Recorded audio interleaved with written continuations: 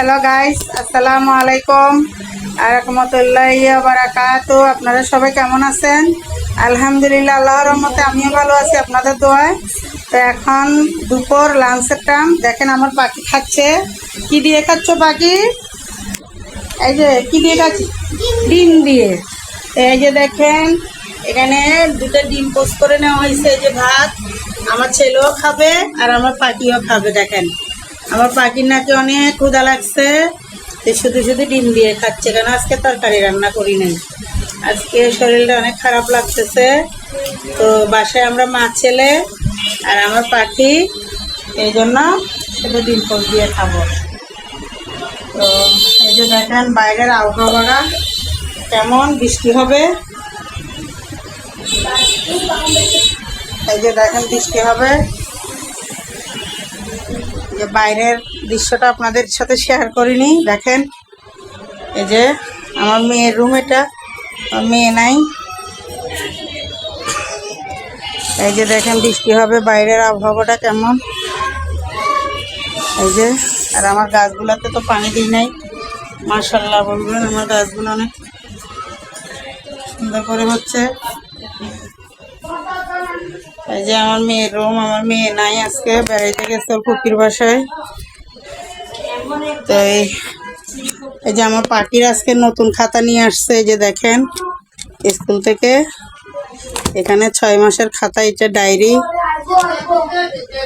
এই যে এটা ডায়েরি, এই যে ওর নাম লেখা, বুঝতেই পারতেছেন। এই যে এর খাতা। তো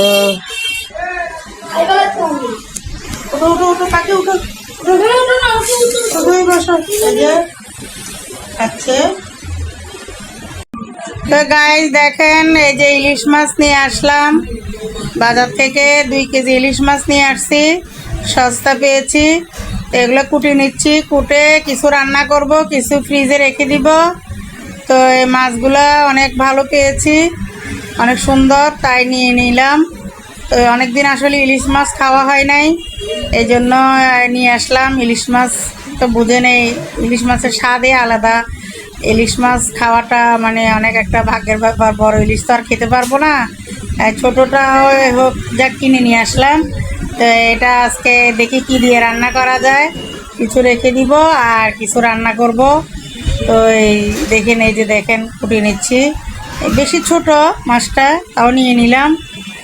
তো এই যে এখন রান্না বান্না করব। এই যে দেখেন বাইরে বৃষ্টি হচ্ছে প্রচুর, আবহাওয়াটা অনেক খারাপ আজকে, কিন্তু আল্লাহর কি রহমত। দেখেন মানুষের দুনিয়াটা ঠান্ডা করে দিল, এতদিন যে গরম পড়ছিল। এই যে মাছ ভাজি বসিয়ে দিলাম। এই যে এখানে মাছটা মেখে রেখেছিলাম আমি। তো এই যে এখন রান্না করতেছি। এই যে এখন একটু ভেজে নিব। ভেজে, ছোটো মাছ তো একটু ভেজে রান্না করলে কাঁটাটা কম লাগবে। তো এই আলু বেগুন দিয়ে রান্না করব। তো এই আপনারা সাথে থাকেন, দেখতে থাকুন। চেষ্টা করছিলাম যে কচুরমুখী নিয়ে আসবো, আমরা কচুর ছড়া বলি, তো কেউ কচুরমুখী বলে, ওটা পাই নাই। এই বেগুন নিয়ে আসলাম, বেগুন দিয়ে রান্না করব। অনেকদিন বেগুন দিয়ে ইলিশ মাছ খাওয়া হয় নাই, এই বেগুন দিয়ে ইলিশ মাছের স্বাদে আলাদা। এই যে মাছটা ভাজা হচ্ছে। তো এই যে এখন আলু তরকারিটা বসিয়ে দিলাম। এই যে দেখেন বেগুন আলু, এই যে সাথে বেগুন দিলাম। আর ওই পাশে আবার একটু মাছের তেল দিয়ে বেগুন দিয়ে একটু ভাজা ভাজা করতেছি। এখানে কয়েক পিস মাছও দিয়েছি আলাদা, এটা ভুনা ভুনা হবে। এই যে তো যাক, আপনারা কে কীভাবে খেতে ভালো লাগে পছন্দ করেন জানাবেন কমেন্টে। তো আমার চ্যানেলটা আসলে আপনারা লাইক কমেন্ট শেয়ার কেউ করতেছেন না। আমার ভিডিওটা ভালো না লাগলেও বলবেন, লাগলেও বলবেন। আপনাদের মনের মতো করে করার চেষ্টা করব। আসলে একটা ভিডিও করতে অনেক কষ্ট। তো সবাই ভালো থাকবেন, সুস্থ থাকবেন, আমাদের জন্য দোয়া করবেন, আমাদের পাশে থাকবেন, আমাদের চ্যানেলটার পাশে থাকবেন। আপনাদের ভালোবাসা আমাদের চ্যানেলটাকে আগায় নেবে। তো দেখেন আমি ছোটোখাটো একজন মানুষ, আপনাদের দয়া অনুরোধেই আমার চ্যানেলটা একটু আগায় যাবে। লাইক কমেন্ট শেয়ার করবেন, সাবস্ক্রাইব করবেন, আমার পাখির জন্য দোয়া করবেন।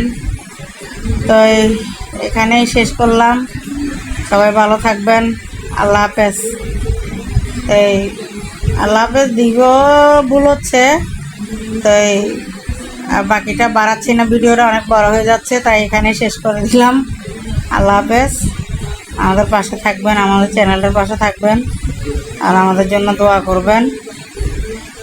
তো এই যে